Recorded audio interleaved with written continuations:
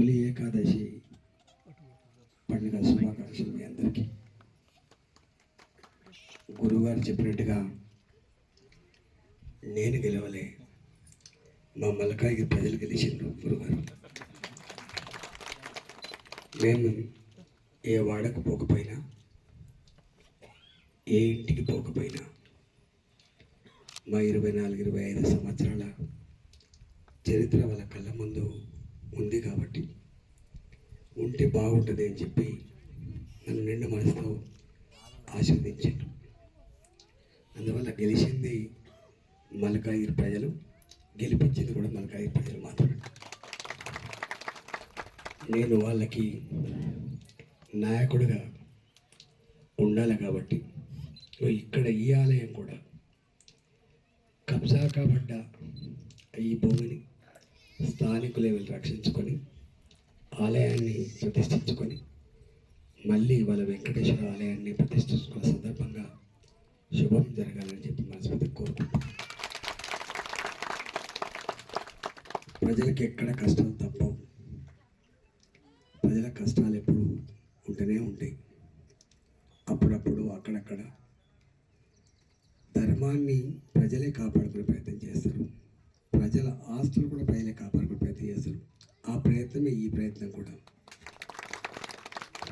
నాలాంటి వాడు తప్పకుండా దీనికి అన్ని విధాల తోడుగా ఉంటా అని చెప్పి మీకు హామీ ఇస్తాను.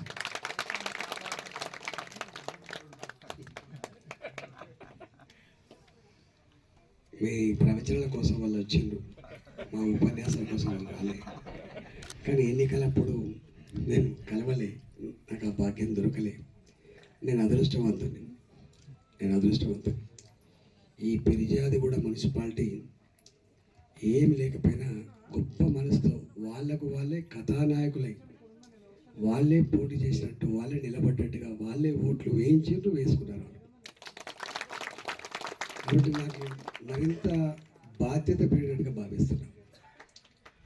నాయకుడు దొరికే ఆశీర్వాదం అలంకారం కోసం దొరకదు, స్వార్థం కోసం దొరకదు, హోదా కోసం దొరకదు.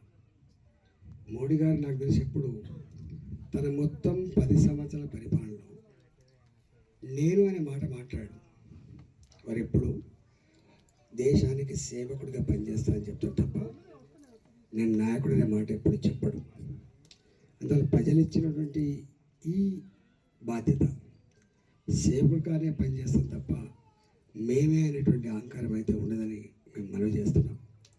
మా 24 ఏళ్ళ చరిత్రలో ఎట్లా ఉన్నామో, ఎట్లా ఎదిగినామో మేము ముందు మళ్ళీ గట్లే ఉండి మీ నమ్మకాన్ని వమ్మ చేయకుండా మీరు నచ్చే పద్ధతిలో ఉంటామని చెప్పి మీకు హామీ ఇచ్చిపోతున్నా.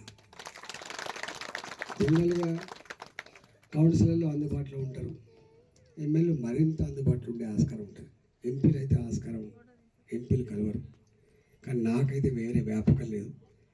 పిలిస్తే పలికే నాయకుడిగా ఉంటా అన్నా. నేను పిలిస్తే ఎక్కడ అవసరం ఉందో అక్కడ నేను ఉంటా. మొన్ననే ఇక్కడ ఇల్లు కూలగొట్టిండ్రు మన పెరిజాది మున్సిపాలిటీలో. ధర్మంగా కూలగొడితే బాధ లేదు. ఎప్పుడో 40 ఏళ్ళ క్రితం 500 రూపాయలు చొప్పున జమ చేసుకొని చిన్న ఉద్యోగులు భూమి కొనుక్కొని ఇవాళ ఇల్లు కట్టుకుందామంటే గద్దల్లాగా వాలిపోతారు. పర్మిషన్ ఇచ్చినప్పుడు రాడేవాడు, మున్సిపల్ పర్మిషన్ ఇచ్చినప్పుడు రాడు, కట్టుకున్నప్పుడు రాడు, కట్టుకున్నాక కూలగొట్టడానికి వస్తాడు. అప్పుడు ఎంఆర్ఓనే ఉంటాడు, ఇప్పుడు ఎంఆర్ఓ ఉంటాడు, రేపు ఎంఆర్ఓ ఉంటాడు, అప్పుడో కలెక్టర్ ఉంటాడు, ఇప్పుడో కలెక్టర్, రేపు కలెక్టర్ ఉంటాడు. పార్టీలు మారచ్చు, నాయకులు మారచ్చు, కానీ వ్యవస్థ అయితే అట్లే ఉంటుంది. మొన్న వచ్చి లొల్లి పెట్టి అవి ఆపించిపోయిన గట్ల కట్టుకునే ఇళ్ళను కథం చేయకండి. పైసా జమ చేసుకుంటే కానీ కట్టుకోరు వాళ్ళు. వాళ్ళ పేదలకి నిన్న నాగారం కూడా కట్టే వచ్చింది. ఎప్పుడో 40 ఏళ్ళ క్రితం కొనుక్కున్న భూములు కూడా ఇలా వాక్ భూములు అంటాడు ఒక ఆయన, ఇంకో భూములు అంటాడు. ప్రజల్ని ఎక్కడ వేధించినా అక్కడ నేను ఉంటా అని చెప్పినా తప్పకుండా ఉంటా. నేను విధంగా ఈ ఆక్రమణలు, దుర్మార్గాలు ఇట్లా జరగకుండా మాత్రం చూస్తాను. చివరగా ఒక మాట, ఇవాళ మొత్తం ప్రపంచంలో భారతదేశం వైపు చూస్తున్నది. ఎందుకంటే 140 కోట్ల ప్రజలు ప్రశాంతంగా ఉండడానికి కారణం ఏంటి? ఇంత గొప్పగా కలిసిమెలిసి ఉండడానికి కారణం ఏంటి? మనం చూస్తున్న చిన్న చిన్న దేశాలు కూడా యుద్ధాలు, అంతర్యుద్ధాలు, వాళ్ళ మధ్య యుద్ధాలు, సావులు, రక్తం మనం చూస్తా ఉన్నాం.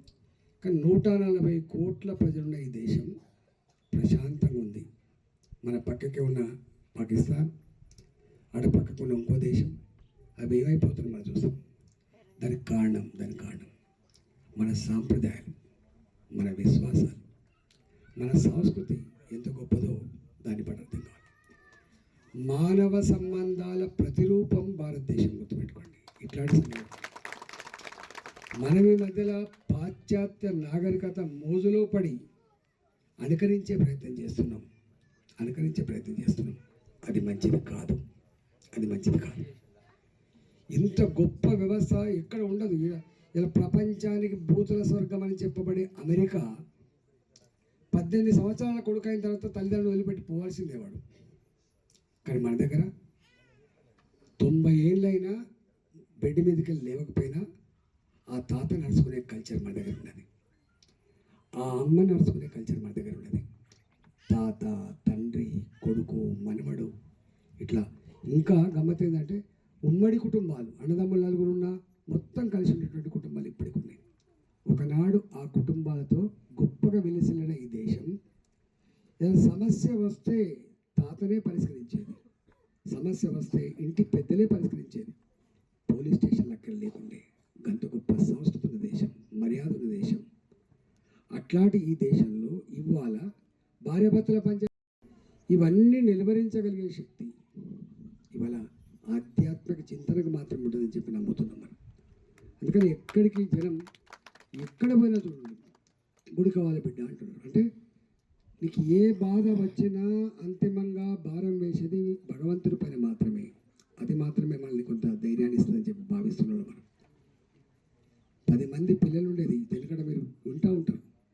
ఎంతమంది అక్క చెల్లెలు అంటే 5 మంది, ఎంతమంది అన్నదమ్ములు అంటే 6 మంది. అంత గొప్ప కుటుంబం, చింత లేకుండా కలిసిమెలిసి ఉన్నటువంటి కుటుంబం. ఇద్దరే పిల్లలు, ఇవాళ ఇద్దరే పిల్లలు. ఆ ఇద్దరు పిల్లలకి తల్లి పెళ్లి చేస్తున్నో తెలియదు, తండ్రి పెళ్లి చేస్తున్న, కొడుకు పెళ్లి చేస్తున్నో తెలియదు పరిస్థితి. ఇద్దరే పిల్లలు. వాడు ఏమైపోతుండో ఆందోళన మాత్రం మనం వెంటాడుతుంది. 10 మంది పిల్లలు నాడు ఎక్కడో అక్కడ ఆడుకున్నాడు, చదువుకున్నాడు, ఎదిగిండు, బాగుపడ్డారు. కానీ వాళ్ళ ఇద్దరే పిల్లలు ఉంటారు. ఇంజనీరింగ్ చదివేటోడిని కూడా తండ్రిపై దించిన వాళ్ళ కాలేజీ పోయి ఒక గట్లాడి పరిస్థితి, అంత అపనమ్మకాల పరిస్థితి. ఏ పిల్లగాడికి ఎక్కడ డ్రగ్ అలవాటు అవుతుందో, ఏ పిల్లగానికి చెడు అలవాటు అవుతుందో ఎక్కడ తలదించుకునే పరిస్థితి అని చెప్పి అంటున్నారు. దాన్ని పోగొట్టగలిగే శక్తి పోలీస్ స్టేషన్ లేదు. దాన్ని పోగొట్టగలిగే శక్తి ప్రభుత్వాల కొంత ఉంటుంది. కానీ దాన్ని పోగొట్టగలిగే శక్తి ఆధ్యాత్మిక శక్తి మాత్రం ఉంటుంది. అందువల్ల ఎక్కడికైనా పో, ఏమి లేకపోయినా నడుతుంది, కానీ గుడి లేకపోయినా నడవదు. వల్లకాడైపోతుంది బిడ్డ అంటారు. అందుకని ఏదో చిన్న గుడో పెద్ద గుడో ప్రజలు, ప్రభుత్వాలు సహకరించకపోయినప్పటికీ కూడా దాన్ని కాపాడతాం. ఇంత గొప్ప వ్యవస్థ చల్లగా ఉండడానికి, కలిసిమెలిసి ఉండడానికి, ఈ కలియుగంలో కూడా తరుగుతున్న మానవ సంబంధాలు ఇవాళ బాధ అనిపించినప్పటికీ కూడా ఇంకా ఎక్కడో ఒక విశ్వాసంతో ముందుకు పోయేటువంటి కల్చర్ని కాపాడుతుంది ఈ మన సాంప్రదాయం. కాబట్టి సమున్నతంగా నిలపడంలోనే మోడీ గారు కొంత ప్రయత్నం చేశారు. ప్రభుత్వం అంటే బంగ్లాలు కట్టించేవాళ్ళు, రోడ్లు వేసేవాళ్ళు. ఇవాళ అది మాత్రమే కాదు, ప్రభుత్వాలు అంటే ప్రజల సంస్కృతిని, ప్రజల ధర్మాన్ని కాపాడేటువంటి ప్రయత్నం కూడా చేయాలి. అందులో భాగమే వేరే వాళ్ళది మనకు కావాలని కోరలే, మాకు మాత్రమే కావాలని కోరిండు. అయోధ్య అదొక చరిత్ర. 140 కోట్ల ప్రజలు ఆరాధించేటువంటి దేవుడు ఉందా లేదా అనేది నిర్ధారించిన తర్వాత కట్టుకునేటువంటి హక్కు మాకు ఉంటుందని చెప్పి ఎన్నో సంవత్సరాలు, 7 దశాబ్దాలు నాడు, 5 దశాబ్దాలు, 500 సంవత్సరాల క్రితం నాడు కోల్పోయిన ఆలయాన్ని ఇవాళ స్వాతంత్రం వచ్చిన తర్వాత 70 వసంతాల తర్వాత ఇవాళ వారు కట్టించి జాతికి అంకితం చేసిండు రాముని ఆలయాన్ని. వాళ్ళు మనం మేము కాశీకి పోయిన అంతకుముందు పోతే ఎట్లుండేదో అంత ఇవాళ రూపుదిద్దుకుంటుంది. మనం ఉజ్జయినికి పోయిన అమ్మవారి ఆలయానికి అద్భుతమైనటువంటి దాన్ని చేసిండు. ఒక పెద్ద సేద తీరే ప్రశాంతమైన నిలయంగా చేసిండు. అంత గొప్ప. తప్పకుండా ఇవాళ మీ అందరికీ ఇది చెప్తే ఒడవదు మా బాధ అంతా. కానీ ఈ కలియుగంలో మనం మనుషులం మళ్ళీ పాత పద్ధతి, old is gold, old is gold. పుక్కిడి పురాణాలు కాదు, పుక్కిడి పురాణాలు అంటాం మనం, పుక్కిడి పురాణాలకు మాత్రమే కాదు, అది మాత్రమే మనకు శ్రీరామ రక్ష అనే పద్ధతులు కూడా కలిసిమెలిసి ఆచరించాలని చెప్పి కోరుకుంటూ, ఈ ఆలయ నిర్మాణంలో మా వంతు సహకారం కూడా ఉంటుందని చెప్పి తెలియజేస్తూ నమస్కరిస్తూ శుభాకాంక్షలు.